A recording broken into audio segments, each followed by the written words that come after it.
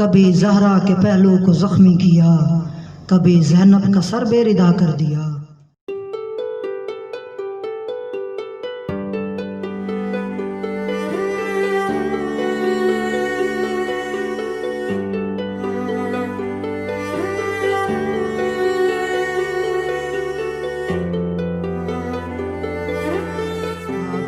تمام کی خدمت میں سید محمد نقوی کی جانب سے سلام عرض ہے۔ ناظرین گرامی، محرم الحرام چونکہ ایک بابرکت و مقدس مہینہ ہے، اور یہ وہی مہینہ ہے کہ جس میں تحریک حسینی کا آغاز کیا گیا، تحریک حسینی کی بنیاد رکھی گئی، اور اسی تحریک حسینی کے علمبردار سید سجاد بنے اور انہیں تحریک حسینی کا علم سپرد کیا گیا۔ وہی سید سجاد ہیں کہ جو امام حسین کی عظمت کو بیان کرتے ہوئے فرماتے ہیں کہ اے لوگو، جو شخص میرے بابا کے اوپر روتا ہے، گریہ کرتا ہے، یا پھر ایک قطرہ بھی اگر آنسو کا بہاتا ہے، تو پروردگار عالم اسے جنت میں قصر عطا کرے گا، اور وہ شخص اس قصر و محل میں ہمیشہ کے لیے رہے گا۔ تو یہ فضیلت ہے امام عالی مقام پر، اور ان کی مصیبت کو اور ان پر جو ظلم کیا گیا اس کو یاد کر کر اس پر گریہ کرنے کی۔ تحریک حسینی کا آغاز جب ہوا تو امام حسین نے نکلتے ہوئے اپنے اس تحریک کا ایک نعرہ، ایک شعار بلند کیا۔ امام نے فرمایا، دنیا والو یاد رکھو، میں حسین ابن علی کسی دنگا فساد یا قتل و لالچ کے لیے نہیں نکلا، بلکہ میں اپنے نانا کی امت کی اصلاح کے لیے نکلا ہوں۔ اور پہنچے ہیں تحریک حسینی کا یہ علمبردار جب کربلا کی سرزمین پر پہنچا ہے۔ کربلا کی عظمت کو بیان کرتا چلوں، امام سجاد فرماتے ہیں کہ خانہ کعبہ کی خلقت سے 24,000 سال قبل جس زمین کو خلق کیا گیا اسے کربلا کہتے ہیں، اور یہی حدیث مستدرک الوسائل میں بھی موجود ہے۔ یہ وہی تحریک ہے کہ جس کو مٹانے کے لیے معاویہ ابن ابی سفیان نے بھی کوششیں کر دی، لیکن اپنی قبر کا جہنم کا ایندھن بن گیا۔ اسی تحریک حسینی کو مٹانے کے لیے یزید ابن معاویہ ملعون نے بھی کوششیں کر دیں، لیکن وہ بھی اپنی قبروں کے جہنم کا ایندھن بن گیا۔ لیکن آج بھی آپ دیکھ سکتے ہیں کہ حسینیت زندہ باد ہے، یزیدیت مردہ باد ہے، اور شہادت امام حسین کے بعد جب تحریک حسینی کا علم سید سجاد کو سپرد کیا گیا اور علم لے کر نکلے ہیں سید سجاد اس تحریک حسینی کا، تو راستے میں ہر ایک جگہ پر حسینیت کا پرچار کرتے چلے گئے اور یزیدیت کو نابود و اس کو برباد اور تباہ و برباد کرتے چلے گئے۔ اور یہی تحریک حسینی کا عزم بھی تھا، اور یہی تحریک حسینی کا مقصد بھی تھا۔ اور میں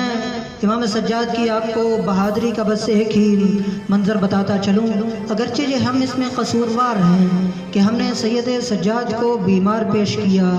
ہم نے امام سجاد کو لاچار کر کر پیش کیا، اگرچہ تحریک حسینی کا یہ علمبردار جہاں بیمار ہے وہاں پر یہ بہادر اور دلیر بھی ہے۔ جب پہنچے ہیں سید سجاد دربار یزید میں، اور یزید کے اس دربار کے اندر جرمن امپائرز اور تمام تر سفیر موجود تھے،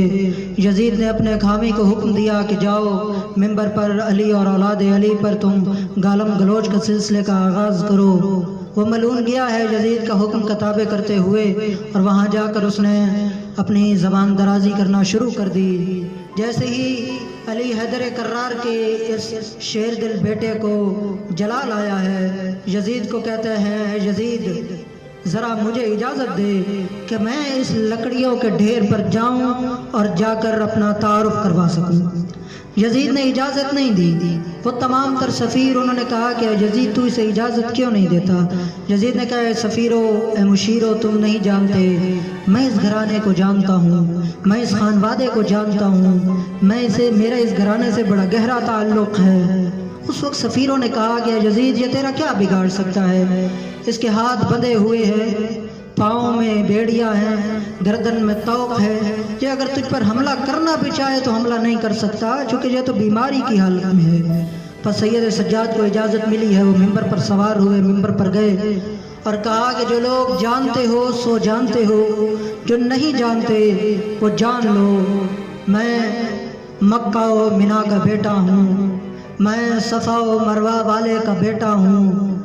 میں علی حیدر کرار کا بیٹا ہوں، میں محمد مصطفیٰ کا بیٹا ہوں، میں وہ ہوں کہ جس کے گھر پر قرآن نازل ہوتا رہا، میں وہ ہوں اور میں اس کا بیٹا ہوں کہ جس پر اللہ نے جبرائیل کے ذریعے سے وحی نازل کی۔ بس جب سید سجاد نے اپنا تعارف شروع کیا،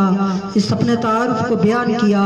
دربار یزید میں ایک لرزہ طاری ہوتا ہے، اور یزید پر ایک ایسا لرزہ طاری ہوا، ایک ایسی قیامت ٹوٹی ہے کہ پاس کھڑے ہوئے ایک مؤذن کو کہتے ہیں کہ اے مؤذن آذان کا انتظام کر، آذان کو شروع کر۔ مؤذن نے بے وقت آذان کا سلسلہ جاری کیا اور آذان کو دہرانے لگا۔ اس نے پہلا جملہ کہا اللہ اکبر۔ سید سجاد نے ایک زبردست قسم کا جواب دیتے ہوئے فرماتے ہیں کہ تو نے واقعاً بڑے کو بڑا کہا ہے۔ اور جیسے ہی اس مؤذن نے اگلا جملہ دہرایا اشہد ان لا الہ الا اللہ، سید سجاد فرماتے ہیں کہ قسم بخدا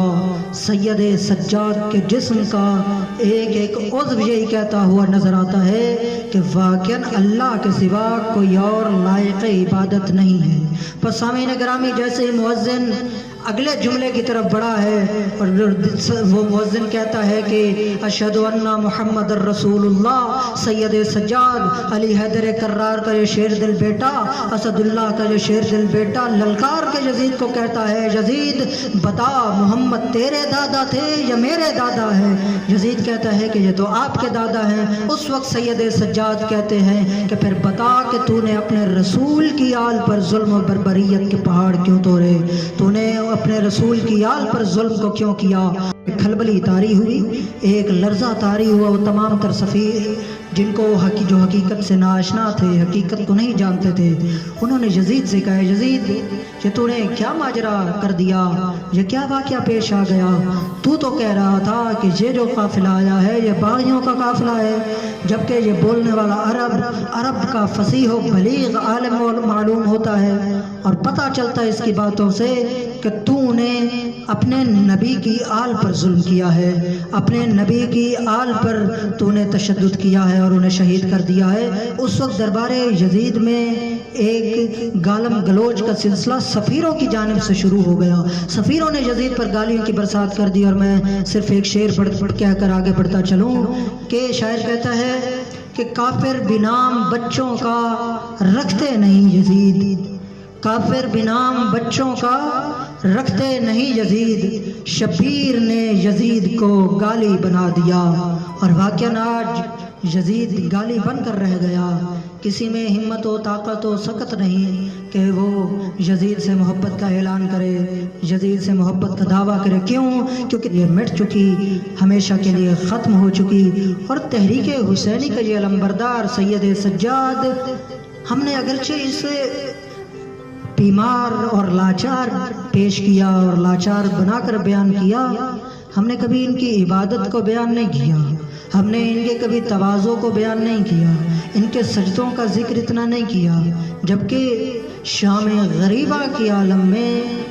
وہ قیامت کی جو شام تھی اور ظلم کی انتہا کی جو شام تھی، ایسی شام میں بھی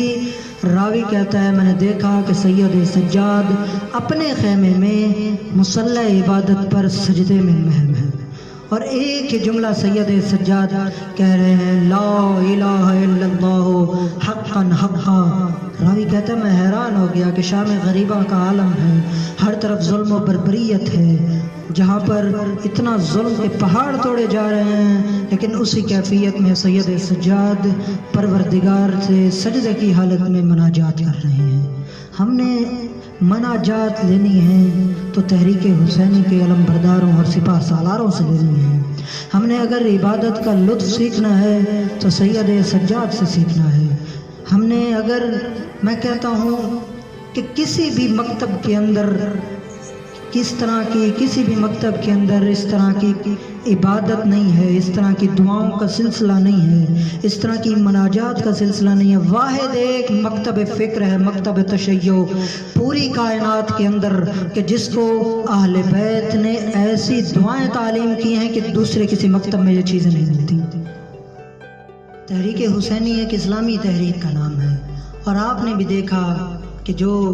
اس محرم سے پہلے اور عاشور کے بعد ایک صورتحال منظر عام پر آئی، لوگوں نے دعوے کیے کہ ہم جلوس نہیں ہونے دیں گے، ہم مزاداری نہیں ہونے دیں گے، ہم اس قسم کے جلوس نہیں ہونے دیں گے۔ اور کل کا واقعہ ہے کہ جب کراچی کی شاہراہوں پر تکفیریت کے نعرے بلند کیے گئے، میں صرف اتنا ان سے کہنا چاہوں گا، اے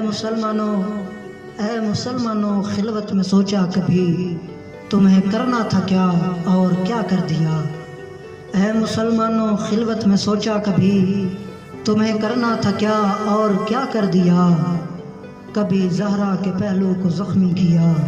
کبھی زینب کا سر بے ردا کر دیا۔